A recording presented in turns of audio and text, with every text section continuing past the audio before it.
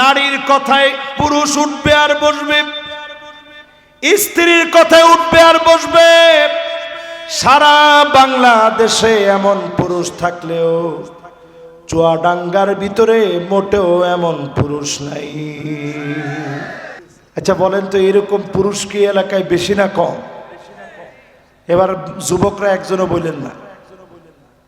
আগের দিনের মুরব্বী যারা আছেন, স্ত্রীদের সাথে পরামর্শ করত ঠিক, কিন্তু স্ত্রীদের কথায় উঠত বসত এরকম নজির 30 বছর আগেও ছিল না।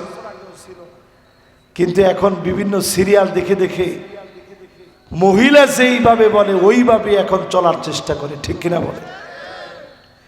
এরপরে আল্লাহর নবী 6 নম্বরে বলেন,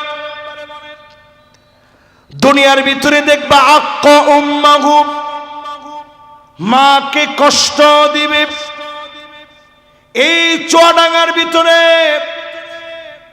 এমন অনেক মা আছে, দুঃখিনী মা, কনকনে শীতের ভিতরে একটা খাতা গায়ে দিয়ে ঘুমায়, সন্তান কম্বল গায়ে দিয়ে ঘুমায়, স্ত্রী কম্বল গায়ে দিয়ে ঘুমায়।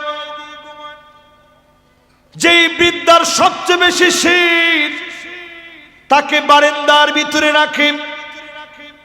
মায়ের কোনো অভিযোগ নাই।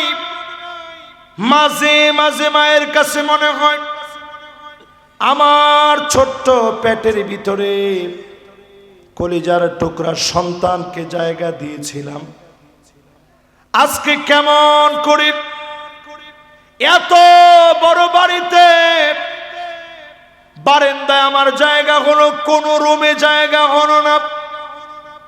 এমন যারা স্ত্রীকে খুশি রাখতে মায়ের সঙ্গে অন্যায় করতেছেন, বুঝবেন আপনার কারণে যিনি শাস্তি দিবেন তিনি কে। কয় নাম্বার?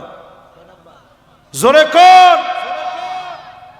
7 নম্বরে নবীজি বলেন, আদনা সাদিকহু, বন্ধুদেরকে বন্ধুরা বড় ভালোবাসবে।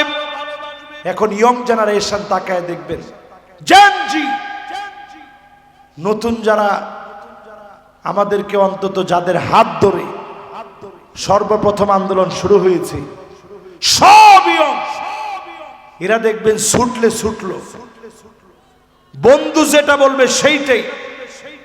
এরকম আছে না নাই?